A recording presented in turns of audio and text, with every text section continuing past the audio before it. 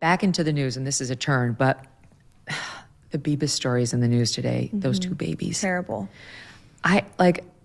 It's affecting me. Yes. It just as a mother. I agree. And you have a baby I that's know. 7 months. I get chills thinking about it. And I was saying yesterday, I spoke to the president about it yesterday morning, and he had seen the footage of the coffins. And I asked him, how should we even describe this? And talking to our team after, I was drafting up a tweet, and I was like, there are no words to put out a statement to describe this horrific scene.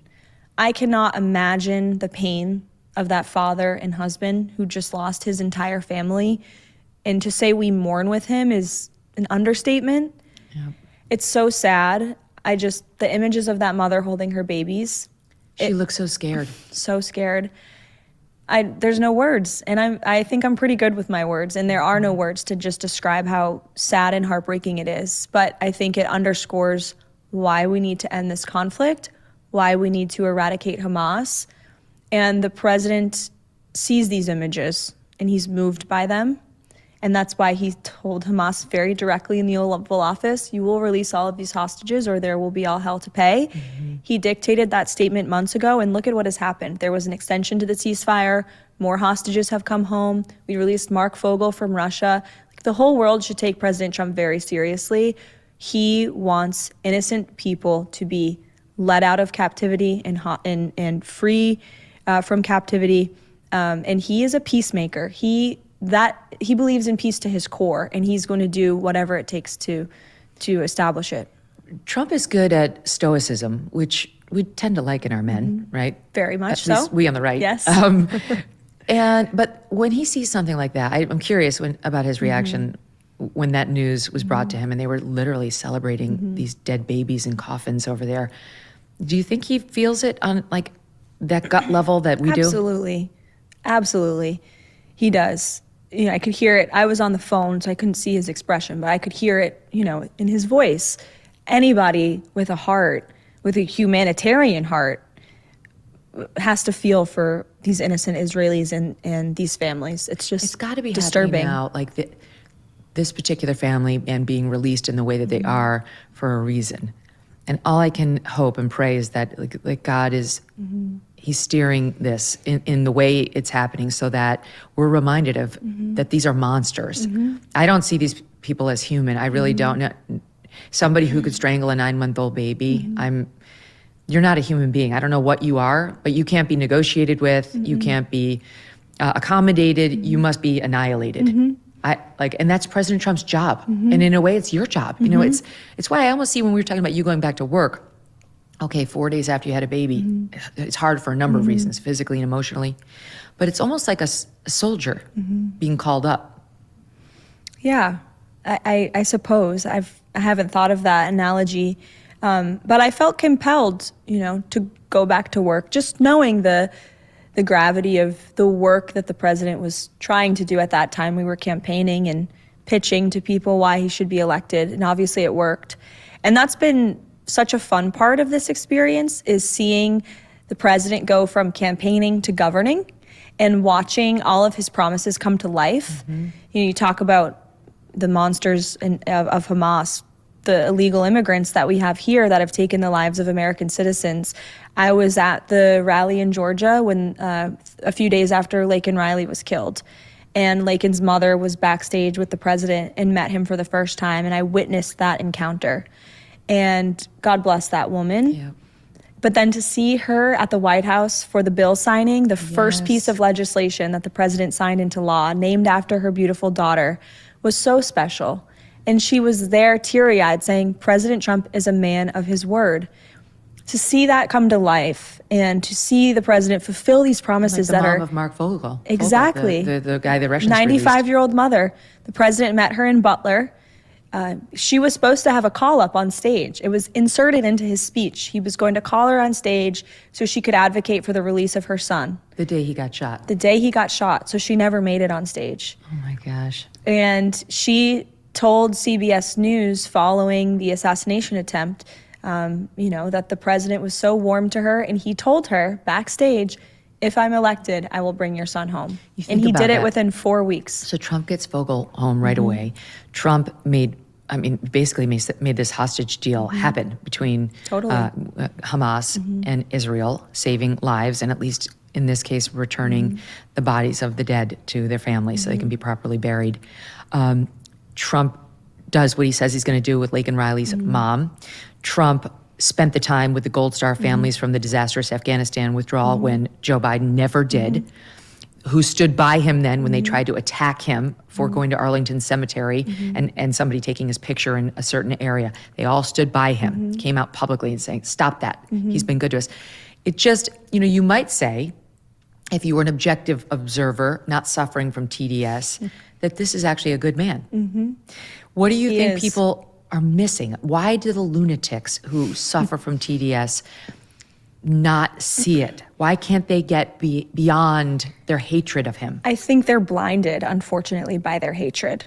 And they don't see the good because likely the news outlets that they pay attention to don't share the good that we're doing. I have DNC, as we call it, on my TV in my office all day long because I want to see what they're reporting and what they're saying. And I need to laugh every now and then too. And they're never reporting on the good that we're doing on a daily basis at the White House. It's always negative. 100% of the coverage is negative. So when you are being indoctrinated with such bias, of course you're going to believe this person is an evil monster when it couldn't be further from the truth. I know that just looking at what he's done, but also on a personal level, working for him. But again, I think it's a smaller and smaller percentage of people in this country who feel that way. I think the vast majority of Americans see the president as a strong and tough leader who, when he says he's going to do something, he's going to do it. And that's just been proven by his first-term record and then, of course, the first 4 weeks. Look at all that he's done. My observation over here is that some of that little dip in the polls is due to these guys. It is wall-to-wall negative coverage. Look at this one CNN poll, all right, today, which shows a dip to some extent in the approval. They get to, listen to this, the Trump policies, trying to deport 11 million undocumented migrants. Okay, whatever. Illegal aliens. Right. So that's what fine. they're called. The public's still with him. 51% of U.S. adults support. And then we get down to USAID. Shutting down the agency that provides humanitarian aid in low-income countries. Oh, amazingly, 59% of the American public opposes that. I would have gathered that you would have styled that a little differently. Interesting framing of a program that has sent hundreds of millions of dollars to overseas programs that do absolutely nothing for humanitarian purposes. With a trans opera in Colombia, it's a no. Why are we funding vasectomies in Mozambique? Why are we funding DEI in Serbia and sex changes in Guatemala? That does nothing for working class people in this country. And that is just one agency of many, one program of many that DOJ and the administration are looking into. It is fascinating, but also infuriating what they are discovering on a daily basis. Are you getting, a closer up view? Yes, but are you getting more insight on how they do it now that you're in this role? Yes, absolutely. And it's much more simple than the media is spinning it to be. They're making it seem like it's this chaotic operation. It's actually not. It's very simple. DOJ has individuals who are, again, genius level tech nerds, if you will, for lack of a better term, who are onboarding at every agency as political appointees, just like I onboarded at the White House as a political appointee. This is what happens from administration to administration. Instead of, like under Biden and Harris, you have a bunch of left-wing bureaucrats who are onboarding. Now we have outsiders who are here to shake up the swamp, onboarding to administer President Trump's agenda.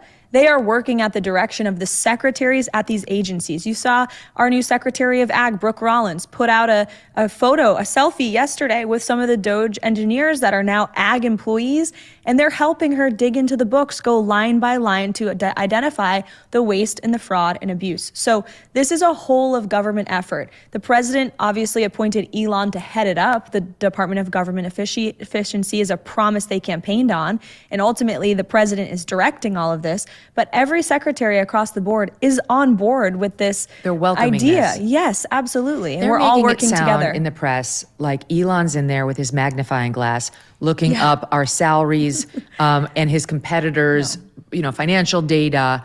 And this is all about, I guess, Elon's get-rich-quick scheme. I'm not sure why he needs to look at our data. Yeah, I loved his comments addressing it at CPAC yesterday. He was like, there's no country in the world who can afford me. Even if they did want to buy me, they can't afford me. He has nothing to gain from this. He truly cares about humanity and the future of our country. And it is a fact that the United States of America is going to go bankrupt unless we have massive reform and change. And that's what the people voted for. And so we will not be deterred by the Peter Alexanders or the mainstream media hacks who are, trying to fearmonger people. And I think it's really sad that the media is trying to do that. Right, but shut down his agenda. Exactly.